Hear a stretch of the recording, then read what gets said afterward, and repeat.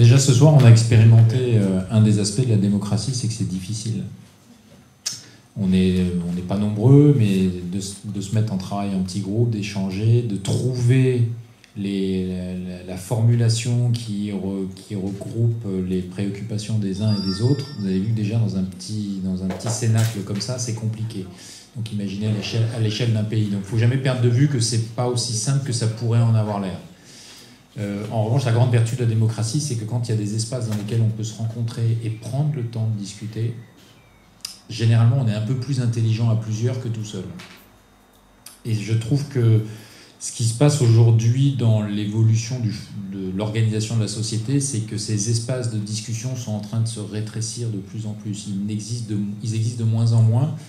Et on les substitue à des espaces que je qualifie de fake, qui sont sur les réseaux. Mais ce n'est pas des espaces de discussion, on n'a pas le temps. En fait, on réagit émotionnellement à des choses, parce que les réseaux sociaux ne fonctionnent que sur les émotions. Là, vous voyez que, bien sûr, quand on discute entre nous, on fait part de nos émotions, mais il y a un moment où on est capable d'accéder à ce qu'on appelle l'intelligence collective. Et aujourd'hui, au Parlement, et tu es mieux placé que moi pour le savoir, mais moi, en tant que citoyen, je l'observe, c'est que ce qui nous revient à travers les médias, c'est que les moments d'émotion du Parlement, où les gens s'invectivent essentiellement, parce qu'ils ont le droit d'avoir des émotions, mais parce que aussi le jeu politique a été organisé comme ça, et les moments d'intelligence collective dans l'organisation du débat public n'existent plus, ou de moins en moins. Et pourtant, quand on discute avec les uns et les autres, moi j'ai noté toutes vos observations, vos propositions, ça correspond tellement au réel de la vie des uns et des autres. Pourtant, on ne retrouve pas ça quand on écoute les débats à l'Assemblée nationale. Moi, j'ai beaucoup aimé les observations sur, déjà, est-ce qu'on a besoin d'un président de la République ? Moi, je fais partie de ceux qui pensent que non. Si on a un Parlement, une ou deux chambres, ça, le débat est ouvert, et un gouvernement, je pense que ça suffit amplement. Cet héritage monarchique, si on pouvait, pour une bonne fois pour toutes, s'en dispenser, ça serait très bien. Par contre, ça remet en question une croyance que nous avons tous un peu enfouie de nous, de l'homme ou de la femme providentielle. Et le débat politique est aussi organisé comme ça, comme si une personne allait nous sauver de tous nos problèmes. Et ce qui me fascine toujours, c'est que quand sur les plateaux de télévision, vous avez un homme ou une femme politique qui débat avec, soit face aux journalistes ou entre eux, entre hommes ou femmes politiques, moi j'aimerais bien qu'un jour il y ait un débattant qui dise « Attendez, moi sur ce sujet-là, je ne sais pas. En revanche, j'ai là quelqu'un de mon équipe qui gère ça dans mon équipe. J'aimerais bien qu'elle vienne là et qu'elle nous explique. » Parce qu'en plus, il faudrait être omniscient, il faudrait tout savoir sur tout. Moi, ce qui me fascine aussi, c'est les débats entre deux tours, là, quand il y a les deux derniers qualifiés, là. Alors, ils traitent de tous les sujets, ils doivent tout savoir sur tout. C'est juste pas possible, ça ne correspond pas à l'intelligence humaine. Donc, il y a aussi besoin de repenser tout ça et de ne pas oublier que la classe politique, c'est jamais agréable à l'entendre, mais n'est que l'émanation de la société française. Donc, il y a quand même, chez toute la classe politique, des gens qui nous ressemblent un peu. Donc, c'est aussi de travailler au quotidien, chaque jour, tout ce qu'on voudrait voir éliminé dans la classe politique et qu'on pourrait éliminer dans notre vie quotidienne. Et on a tous des discussions de famille. Moi, j'ai inutile de vous dire que sur le mouvement des Gilets jaunes, ça va même créer des clashs dans la famille, ça va même créer des gens qui ne se parlaient plus. Mais on a tous, un moment, on s'est tous surpris à vouloir absolument avoir raison en toutes circonstances. C'est ce qu'on reproche aux politiques, et puis nous, parfois, dans le quotidien, on est un peu comme ça. Et ma conviction profonde, et ça c'est du travail de très long terme, c'est qu'on ne pourra changer le monde politique que nous critiquons tous, moi le premier, que si nous changeons aussi notre quotidien, notre façon de faire dans le rapport aux autres. C'est comme ça qu'on aura le plus d'impact. Parce qu'en fait, on n'a pas de pouvoir sur les autres, on n'a de pouvoir que sur soi. Et passer du temps à vouloir changer les autres, c'est perdre son temps. C'est vraiment perdre son temps. Par contre, qu'est-ce que je peux changer en moi pour être le plus aligné possible par rapport à mes idéaux politiques, à mes convictions, et par rapport à ce que je critique chez l'autre. Ce que je critique chez Emmanuel Macron, ce que je critique chez un tel, ce que je critique chez un tel. Bon, ça c'était ma minute spirituelle et coaching. Sur les propositions très concrètes, je trouve qu'il y a un enjeu qui est essentiel. Je sais qu'il y a plusieurs groupes qui en ont parlé. La vieillesse, c'est essentiel. Vieillir dignement. Vieillir dignement. On est en train de parler de mourir dignement, mais ça fait partie de la même équation. On doit pouvoir vivre dignement toute sa vie, y compris quand on vieillit. C'est un sujet qui n'est pas posé sur la table. Pourquoi? Parce que ça impliquerait de dire, quels que soient vos moyens, vous avez le droit de vivre et de vieillir dignement. Donc ça veut dire qu'il n'est pas question que des familles se ruinent pour payer des EHPAD qui sont hors de prix. Surtout si vous voulez des conditions dignes. Bien sûr qu'il y a des EHPAD qui seront accessibles, mais malheureusement, il faut le dire, les conditions ne sont pas dignes. Et ça, c'est quelque chose qui est complètement occulté du débat public. Alors, de temps en temps, le président en a parlé, la dépendance, créer une 5e branche de l'assurance, la dépendance, etc. Mais je pense qu'il faut revenir surtout sur la dignité. La dignité de vivre, ça c'est super important, et la dignité de vieillir, la dignité de mourir. Et ça, c'est vraiment, ce sont des sujets existentiels, essentiels. Et derrière, il y a des questions d'argent. Parce que ne nous racontons pas d'histoire, on ne vieillit pas dignement si on n'y met pas les moyens. Donc il y a des questions d'argent. Tout le monde nous dira notre modèle social, c'est l'expression du président, ça coûte un pognon de dingue. Ça coûte un pognon de dingue, mais ça vaut le coup d'investir dans la dignité des êtres humains, nom de Dieu. Ça vaut vraiment le coup. Et par contre, l'argent, il faut aller le chercher là où il est. Il faut aller le chercher là où il s'accumule beaucoup, notamment. Mais on est un pays qui n'a cessé de s'enrichir, qui n'a cessé de croître, dont le PIB n'a cessé de croître, donc qui est de plus en plus riche. On est dans un monde qui est de plus en plus riche, sauf qu'on fait peser les charges toujours sur les mêmes. Donc la vieillesse, cet enjeu, il est essentiel, il est lié à la dignité, il est lié à la capacité des moyens qu'on peut mettre dedans. Et il y a d'autres sujets. Alors moi, je suis en Gironde, mais je suis sur le bassin d'Arcachon. J'ai mis 1h45 en voiture. En transport en commun, c'est juste même pas imaginable. Et là aussi, c'est essentiel, c'est qu'il n'y a pas d'égalité d'accès au transport en commun sur le territoire français. Alors la SNCF est à fond sur le TGV, c'est super, mais les lignes du quotidien, et on est bien placé pour le savoir, puisqu'on est juste à côté d'une ligne du quotidien, c'est pas un sujet de débat. Pourquoi? Parce que là aussi, on a une politique qui est parisienne. Nos hommes politiques et femmes politiques prennent peut-être peu le métro, mais en tout cas, ils ont une conception de la vie territoriale, quand bien même ils sont élus du territoire, qui ne remonte pas dans les préoccupations. Moi, je l'ai juste vécu aujourd'hui. Si je n'avais pas de voiture, je ne serais pas arrivé ici. Je ne serais pas arrivé ici. Je n'ai pas d'alternative, ou alors il aurait fallu que je parte la veille pour arriver ici. Donc ces enjeux très concrets d'accès au transport public, parce qu'aujourd'hui on nous dit la voiture c'est mal, certes, mais il faut une alternative, et les transports publics n'existent pas. Quelle est l'ambition aussi constitutionnelle de ça? C'est l'égalité des Français par rapport à ça. C'est pas parce que vous êtes dans une campagne que vous n'avez pas le droit à accéder aux transports en commun. Sauf qu'aujourd'hui, personne n'en parle de ça. Et il y a une vraie rupture d'égalité entre les Français. La question du handicap. Je ne sais plus combien de centaines, peut-être même de milliers d'enfants en situation de handicap ne sont pas scolarisés parce qu'ils n'ont pas d'aide. Et que les écoles refusent de les prendre parce qu'il n'y a pas d'aide. C'est profondément choquant. Là aussi, on en revient à la dignité. On en revient vraiment à la dignité. Qu'est-ce que vous croyez qu'une famille, quand vous avez un enfant handicapé qui naît, c'est déjà un drame en soi. Vous croyez qu'elle est responsable de ça, cette famille? Et en plus, on a un système qui fait que, ben non, vous ne serez pas scolarisé, parce que vous comprenez, pour les autres enfants, c'est compliqué, si votre enfant est autiste, etc., etc. Moi, il se trouve que j'étais dans un lycée où la direction a décidé d'ouvrir une classe pour des enfants trisomiques. Et ce qui était remarquable, c'est que il y a des parents d'élèves qui ont râlé. Même nous, les élèves, on se disait « c'est un peu bizarre, on va avoir des trisomiques parmi nous et tout ça ». Et la classe s'est ouverte. Au bout de 3 mois, ils faisaient partie du décor. Des élèves comme les autres. Alors bien sûr, ils avaient un enseignement particulier. Oui, on a été sensibilisés à qu'est-ce que c'est que ce handicap. Mais à la fin, ils faisaient partie des élèves comme les autres. La dignité, toujours. Moi, je reviens beaucoup à la dignité, parce que c'est peut-être quelque chose qu'il faudrait rajouter dans le triptyque liberté, égalité, fraternité. Et je pense que ça serait vraiment essentiel. Donc la question du handicap, c'est essentiel. Des gardes d'enfants. Ça aussi, quand vous êtes dans des grandes villes, quand vous êtes en milieu urbain, c'est un peu plus accessible, sous réserve que vous ayez les moyens. Sous réserve que vous ayez soit une place en crèche, soit vous pouvez placer votre enfant auprès d'autres structures ou de gardes d'enfants. Les gardes d'enfants, c'est essentiel. Et plus vous êtes dans des territoires ruraux et isolés, et moins vous avez de possibilités. Donc là aussi, il y a une rupture d'égalité énorme. Dans notre groupe, on en a parlé, c'est l'accès à la justice. Là, c'est évident, tout type de justice, justice administrative, justice de l'ordre judiciaire. Franchement, si vous n'avez pas d'argent, ben non, vous n'avez pas les mêmes chances que les autres. Clairement pas. Et je pense que ça, c'est un sujet de la Constitution, c'est qu'on ne peut pas avoir un système judiciaire aussi délabré que le nôtre. Je crois qu'en Europe, on est le pays qui consacre le moins de part budgétaire au ministère de la Justice. C'est une rupture d'égalité énorme. La démocratie et l'état de droit est fondé sur la possibilité de rendre justice. Alors bien sûr, moi je suis sensibilisé sur les questions de violence policière. Inutile de vous dire que quand vous êtes victime de violence policière, là, l'accès à la justice, c'est... Alors là, même que vous ayez de l'argent ou pas, là, là, il y a un vrai problème. Il y a un sujet de procédure, il y a un sujet d'autonomie et d'indépendance des inspections police et gendarmerie, bref. Mais c'est en règle générale l'accès à la justice.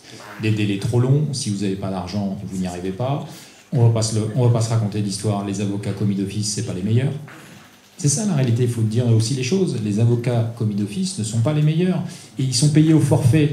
Alors je ne sais pas si vous connaissez ça, c'est-à-dire que quelle que soit la durée de la procédure et du temps qu'ils vont consacrer à la procédure, ils vont avoir un montant fixe. Donc je ne peux pas les blâmer non plus de ne pas s'investir à outrance dans tous les dossiers. Et ça c'est un vrai sujet, c'est-à-dire qu'ils ont aussi besoin de gagner leur vie. Donc je ne me souviens plus du montant du forfait, il est assez dérisoire. Mais vous ne pouvez pas leur demander de dépasser des jours et des jours, ils ont aussi besoin de gagner leur vie. Donc cet accès à la justice me semble absolument essentiel. Je pense qu'il devrait être dans le bloc de constitutionnalité et ensuite décliné à travers des lois pour garantir cet accès. Là aussi, c'est encore une question de moyens. Le forfait pour les avocats commis d'office doit être bien évidemment réévalué. Je pense aussi à la possibilité de contraindre un avocat tout au long de sa carrière, y compris quand il devient un grand avocat, de continuer à consacrer du temps à être commis d'office. C'est-à-dire qu'il n'y a pas de raison que tout au long de la carrière, il ne soit pas commis d'office. Alors on peut aménager le temps, etc. Mais je pense que ça devrait continuer toute la carrière. Comme ça, vous auriez peut-être un avocat commis d'office, alors vous n'auriez peut-être pas envie, mais peut-être Dupond-Moretti Mais voilà, mais l'idée c'est de se dire, c'est pas parce que du coup vous devenez un très bon avocat, vous gagnez très bien votre vie, vous n'êtes plus dans le pool entre guillemets des avocats commis d'office. L'accès à la justice, je donnais cet exemple par les violences policières, mais ça peut exister sur n'importe quelle affaire. Je vous rappelle que quand vous déposez plainte, le premier filtre c'est le parquet, donc c'est le procureur, qui décide s'il y a lieu de poursuivre ou pas. Il peut décider et justifier de manière assez laconique qu'il ne poursuivra pas, ce qui est assez souvent le cas dans les violences policières. Et votre seul recours, c'est d'aller déposer plainte auprès du doyen des juges et de vous constituer partie civile. Et quand vous vous constituez partie civile, vous devez faire un dépôt de 1 500 ou 2 000 euros, je crois. Donc déjà, qui les a sur son compte pour les débloquer comme ça? Donc, et là, la justice française affiche clairement l'objectif, c'est si vous avez les moyens, vous pouvez vous le permettre, si vous n'avez pas les moyens, vous ne pouvez pas vous le permettre. Donc pour contourner le procureur, vous devez avoir de l'argent. C'est comme ça que la justice française fonctionne. Et après, quand vous avez déposé cet argent, qui est sous séquestre, et qui ne vous sera redonné qu'à l'issue de la procédure, quand vous connaissez les délais de justice, vous allez immobiliser cet argent pendant 3, 4, 5, peut-être 6 ans. Je vois des procédures de gilets jaunes qui, leur plainte avait été classée sans suite par le parquet. Ils ont utilisé cette procédure. 5 ans après, ça n'a toujours pas été audiencé. 5 ans après, ça n'a toujours pas été audiencé. Donc là aussi, on a un enjeu essentiel d'accès à la justice et de faire en sorte que ce ne soit pas une question d'argent. Ça ne doit plus être une question d'argent. La justice, ça ne peut pas être une question d'argent. L'éducation, ça ne peut pas être une question d'argent. L'handicap, ça ne peut pas être une question d'argent. L'accès au transport public, ça ne peut pas être une question d'argent. Ça n'est pas possible, tout ça. Et ça, c'est des discussions qu'on a sur le terrain. Et la question à laquelle je n'ai pas de réponse, parce que c'est aussi pour ça qu'on a de tels taux d'abstention, c'est comment on fait pour que quand on regarde nos grands élus qui débattent de notre vie, qu'on s'y retrouve. Comment on fait? Alors peut-être que le RIC révocatoire, alors moi je serais pour la possibilité qu'un pourcentage du corps électoral dans une circonscription provoque une élection anticipée. C'est-à-dire pas nécessairement révoquer l'élu, mais qu'ils aient le pouvoir, ils signent une pétition, et peut-être que 10% du corps électoral d'une circonscription, une fois qu'ils ont voté les 10%, ils aient le pouvoir de provoquer une élection anticipée. Et pourquoi pas le faire à tous les échelons de la démocratie française, au niveau municipal, départemental, régional, même si c'est des scrutins de liste, et national. Ça serait intéressant parce que là, on reprend du pouvoir, c'est-à-dire que sans dire vous n'avez plus le droit d'être à ce poste, mais on remet en jeu votre poste. Vous vous y présentez, libre à vous, mais on remet en jeu votre poste. Et ça pose aussi la question, certains l'ont évoqué, du scrutin proportionnel. Alors moi j'ai toujours été favorable au scrutin proportionnel, et puis il y a un sujet qui commence à me turlupiner de plus en plus, c'est qu'un scrutin proportionnel c'est un scrutin de liste, et que effectivement, comment les territoires sont représentés. C'est un vrai sujet. Et donc, du coup, peut-être que s'il y avait un scrutin proportionnel à l'Assemblée, ça redonnerait du sens à un Sénat rénové, qu'on pourrait réformer, mais ça redonnerait peut-être du sens à un Sénat.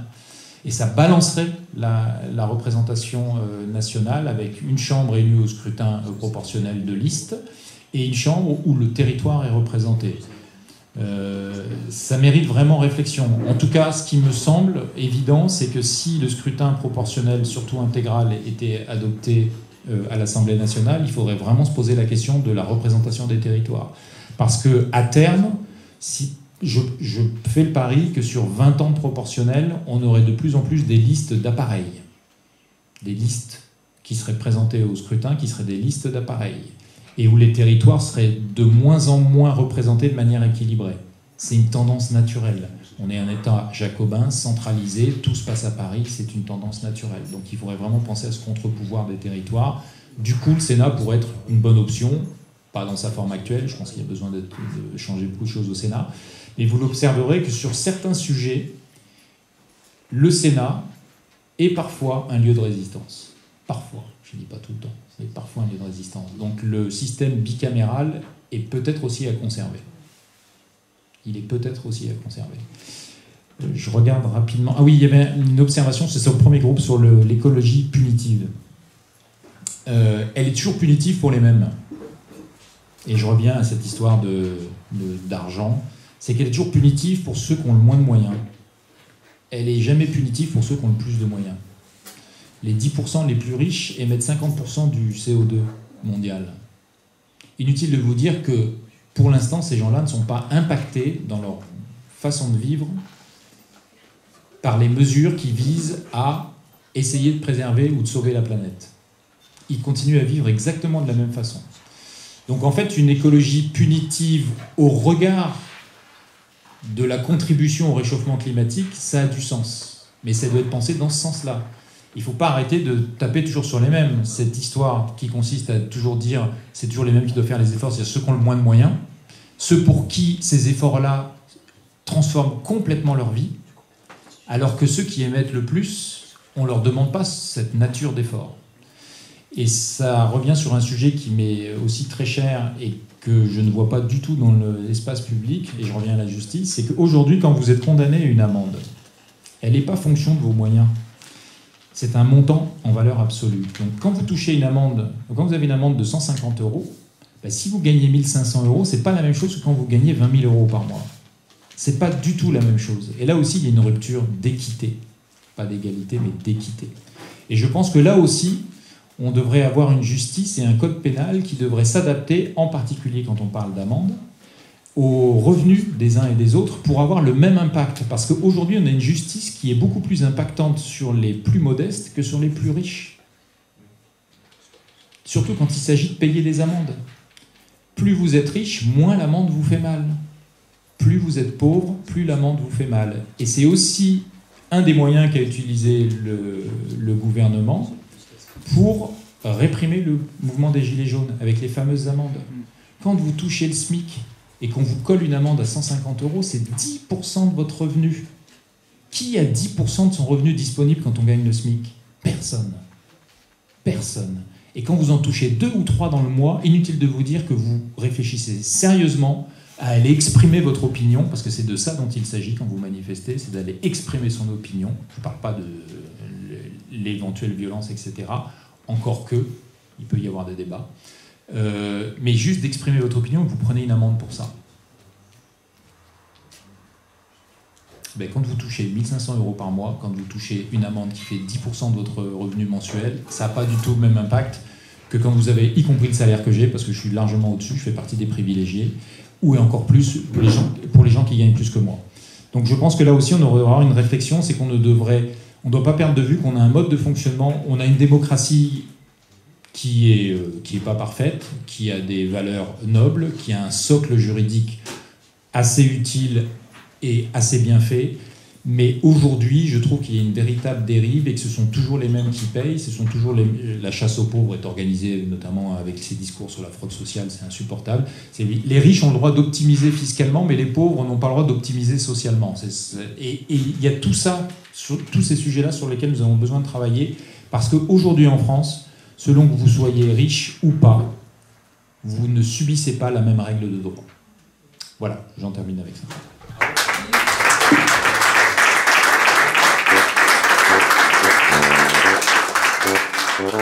Thank you.